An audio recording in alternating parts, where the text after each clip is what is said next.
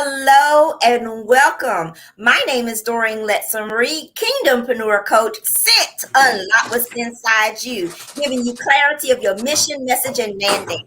And today I have an amazing guest, and we want to welcome you to Confident Woman World Tour Chat. Yes, Confident Woman World Tour Chat. You know what to do. Go ahead and drop it in the chat. Hashtag the Confident Woman. That's how you do it. That's what you do. And you go ahead and share this video right now. We're going to have some amazing information. You literally want to stop and get your pen and paper. I am not just saying that. This lady is going to drop some very information on how you can get paid internationally and here in the States. So I'm not playing, lady. I tell you, ladies, I'm bringing it. I am bringing it. I'm all the way in Trinidad today with this beautiful lady here, and she is just amazing. We've been talking for months now, so finally we are here on Confident Woman World Tour Chat. Welcome, welcome, welcome, the PhD woman herself. Go ahead on now. That's how you do it, girl. Go ahead on now.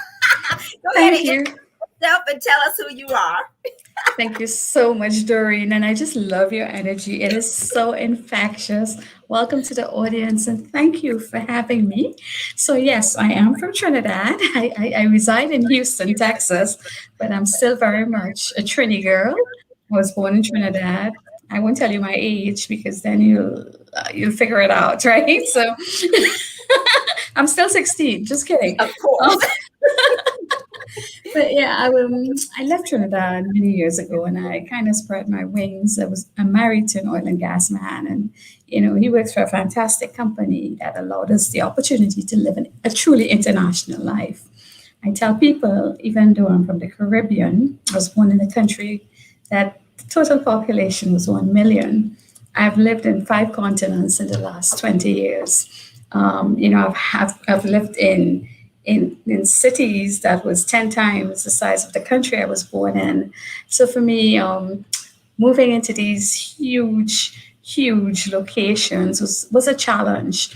And I found that I had to hold on to something, and my sense of faith become grounded and stronger throughout all these moves. Because when you move so many times in life, you have to find a sense of purpose, or it's so easy to lose your identity. So this Trini girl is still very Trinidadian, even though she has a cuisine that's, you come into my kitchen, you can taste dishes from all over the world. But yeah, that's a little bit about me. I've got 2 sons. They're both at university. Very proud of them. I've published a number of books. I work across many continents, and I just love helping people and giving back from my experience. Now, you're going to have to paint a picture of, we're here on a Confident Woman World Tour Chat. So kind of paint a picture for us about your homeland, Trinidad. And, what was that like for you growing up? Because I've never been. So tell us a little bit about the country, the culture. So Trinidad is southwest island in the Caribbean. It's further south.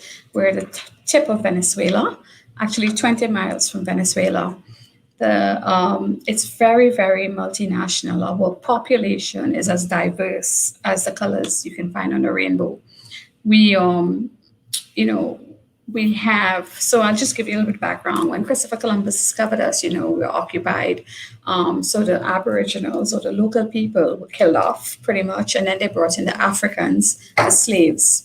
When slavery was abolished in the 1800s, there was a vast plantation of sugarcane that needed to be worked. So Indians and Chinese came in as indentured laborers. So the population started getting very diverse. So to this day, I mean, you can pretty much name any race or culture, and you find it in Trinidad. We don't see people by the color of their skin because we're all Trinis. We're all made up of a combination of so many cultures, a fusion of culture, which makes us very diverse. Our food is extremely beautiful. Our beaches, we have some of the nicest beaches in the world. We have a lot of other cultural elements. We've got a national carnival, a variety of religions in the country, and there's freedom of choice to practice whatever faith you believe in. And I think even though we live in a very small, I grew up in a very small country, our choices were never limited by the myopia of the size of the country. So when you were talking, I didn't know the history. That's why I'm doing this. This is why God put this in my heart about a year and a half. I've been working on this a year and a half. My question when I was sitting here in my office was, I wonder what it's like for women all around the world. I wonder what it's like to be a kingdompreneur in a different place of the world. What is that like? What does that look like? What is that experience? What is that perspective? And so now you're here telling me the history of your country, that basically there was a genocide. That's basically what you're saying. There was a genocide of the people there in Trinidad. And then there was immense slavery, which we're using a fancy Yes. word called indentured service, but that was slavery. That was bondage. Here with Doreen Lettsome Reid on Confident Woman World Tour Chat, I'm going to call it like it is. So brace yourself. That's what it was. It was systematic racism. It was bondage. It was slavery. And what you're saying is that you, as a young lady in that culture, in that climate, you literally became a confident woman that made a decision to rise. Oh, glory to God. You made a conscious decision, even in the midst of all of this environment that was going on. You know your history, you know the struggle of your people from way back when, even before you were born, but you made a conscious decision as a confident woman to rise. What led to that decision? The ability to rise came, it was founded on my sense of values. I believe, my parents and my grandparents equipped me with a keen sense of value system. Knowing who you are was really important, knowing your sense of purpose, knowing that you're not alone, that we are part of an ecosystem and we need to give back. And if we think about ourselves selfishly, we'll never be able to contribute to make the world a better place. So my confidence rose in the ability to see so much more than who I was, but see my network, my community. And despite growing up in a very multiracial community, we were all a family. We looked after each other. We didn't, like I said, we did not see color of skin. The government to this day still tries to segregate people for votes based on racial profiling. But I think we have a very educated population who has risen past this and will not be divided by political ploys. So my confidence was deep rooted in my value system and my sense of faith and my ability to grow beyond the physical boundaries of my country. Okay, so now we really get into the nitty gritty. What you're saying, and thank you for being here on Confident Woman World Tour Chat. We're literally stopping by different parts of the world to learn, to get educated, to understand. And what you're sharing with us is amazing, because I did not know it. And I know I'm not the only person that does not know every culture of the world. Now there's some people that's what they do. They study that out. I happen to not be one. But I thank you for sharing this, because what you're saying is the systematic racism, the political assassination, basically to silence the voice of your people, is still going on. That the reign of trying to rein everything in with influence and power so it can be dictated the way the politicians or the people in charge want it to be is still going on. But what you're saying is you have made a decision as a confident woman to continue to honor your culture, to continue to honor your country, because that is where you're from. That's your heritage. You did not cut it off. You did not just say, well, I'm here in Texas, everything is fine, I'm just going to close my eye to that. You've made a decision to stay connected. So talk to us a little bit about that.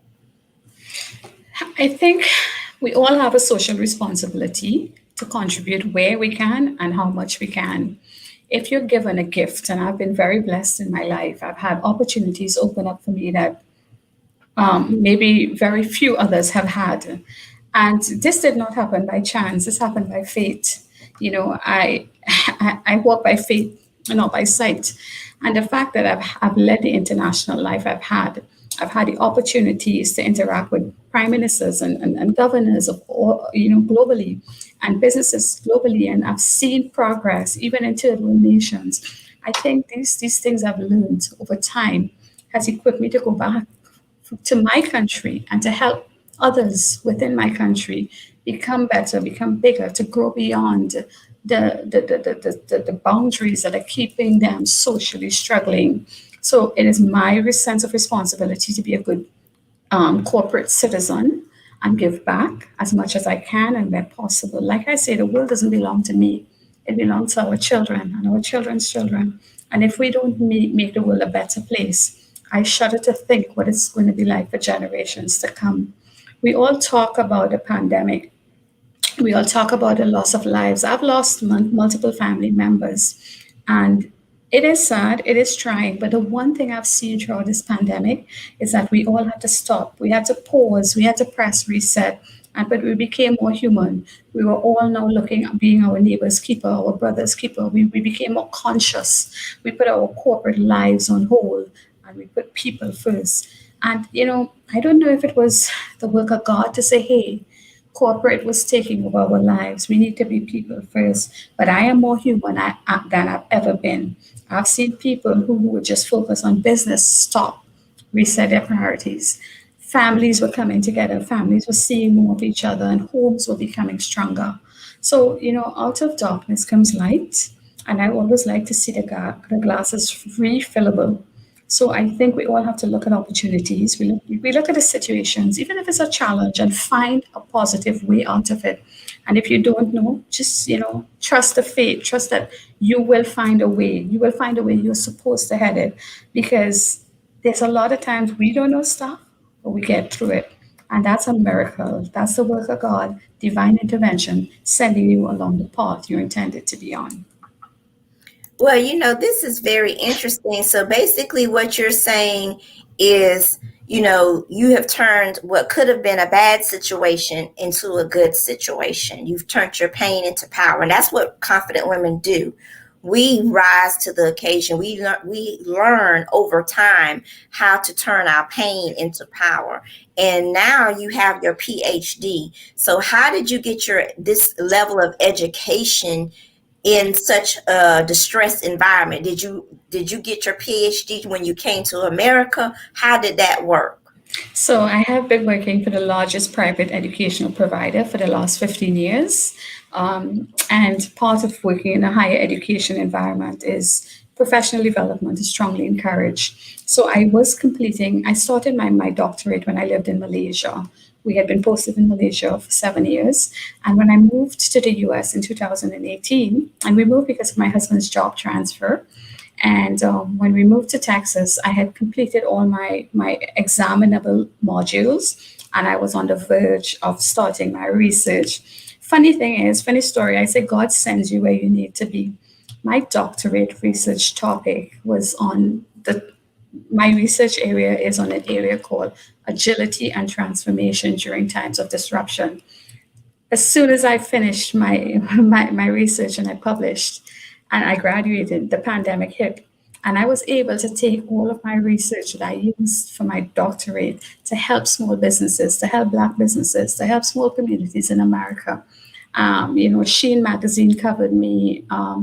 A couple other magazines covered the work I was doing, getting into the grassroots to help businesses that were struggling because of the pandemic. And it was only because my doctorate prepared me for what was coming that I was able to help businesses pivot.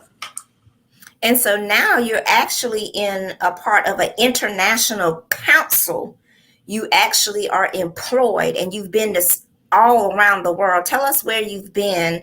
We know you're originally from Trinidad, but you have connections with Australia. You have all of these connections, and give us the top tip for ladies that are watching, because this is a worldwide platform. Confident Woman World Tour Chat is a worldwide platform. So there may be some women listening that can benefit from the grants that you have knowledge of, the money that is out there for us that we may not know about, especially as minorities.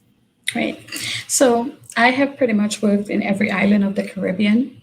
I've worked throughout the UK. I've worked throughout Australia, every part of Australia. I spent 4 years in Australia. I've worked throughout Asia. There isn't a part of Asia that I haven't worked in.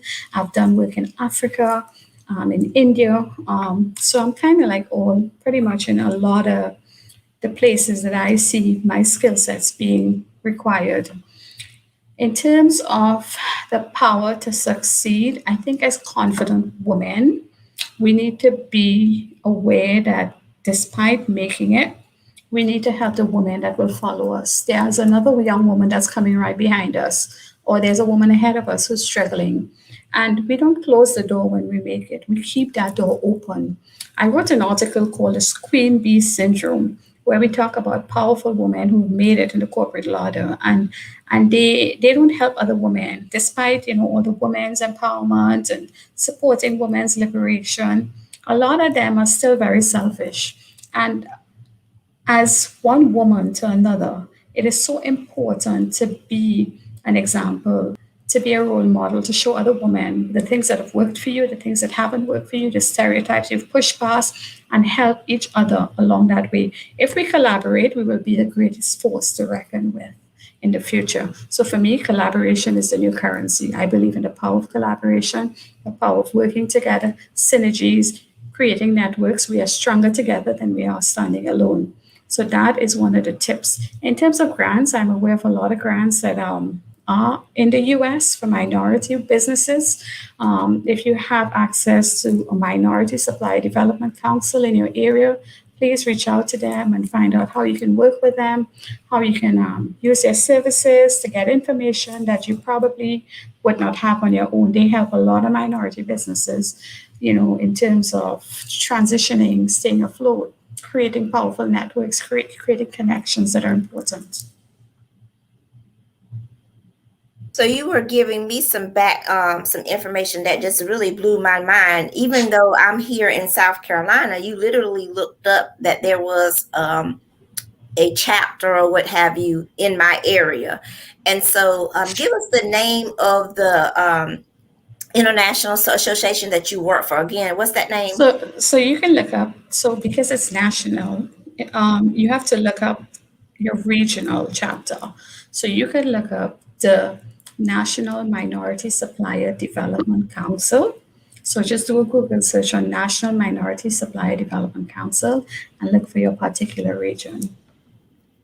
Okay, so I told you ladies that you were going to need a paper and pen. I meant what I said. This is some very invaluable information because I told her, remember, she is from Trinidad and has literally been all around the world. And now she is stationed in Texas. So I didn't know that it would be something that would benefit me. And apparently there are chapters all around the world. You just have to make sure you're researching your chapter. And you're going to be back with us next week for the Confident Woman World Tour Roundtable Chat. And so we're going to be able to go into more information. You're going to actually prepare 3 top grants, 3 top resources for women all around the world, here in the US as well as internationally. And you're also going to be sending the information to me, which I will get out to my mass population through email. And so this has really been a beautiful chat. You're such a beautiful lady with that pretty smile. Such a pretty lady. Now you have me blushing, see? Well, you just are. And I've enjoyed getting to know you, and I appreciate you being willing to share such powerful information on how to get funding. Because as I told you backstage, here where I live, people do not share information. It's like they want to hoard the information. They're afraid that, you're going to be able to show up and show out. And then when you do show up and show out, you're criticized for that because, it just goes on and on and on. And so that's why I started my company. And now 12 years later, I'm talking to you. You've been in Spain, you've been in Trinidad, you have Australia. The list just keeps going on and on. And I am just so thankful to connect with all of these beautiful women from all around the world as we are preparing for Confident Woman Rise World Tour. we have been preparing for Leaders Rise in the Confident Woman World Tour for months now, and next week it's going to be your time to spend with these women from all around the world. So we do encourage you to register.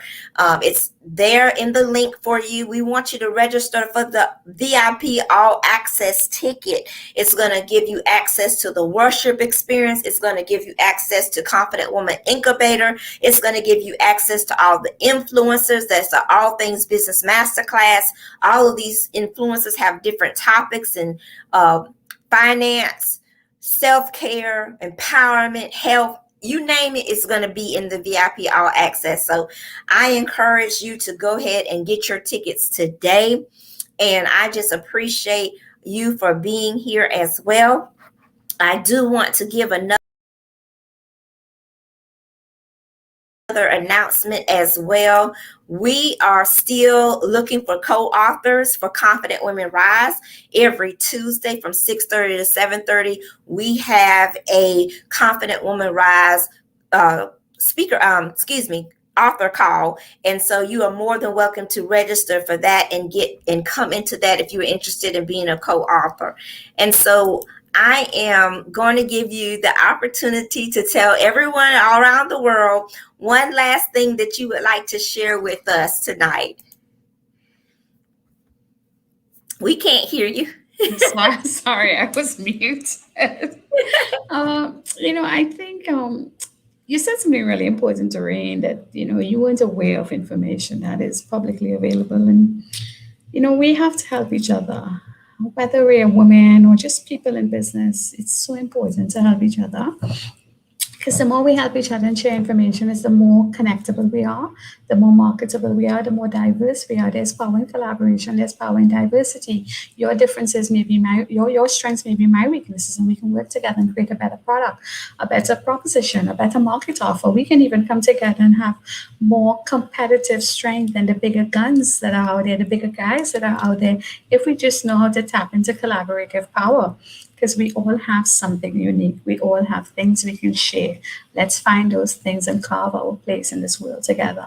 There's a lot of space out there. We don't need to hog it. There's enough room for everyone. I love that when you was just talking, what came to me? What came to me was a key that the ultimate businessman gave us. He gave us a key to unlock what's inside you.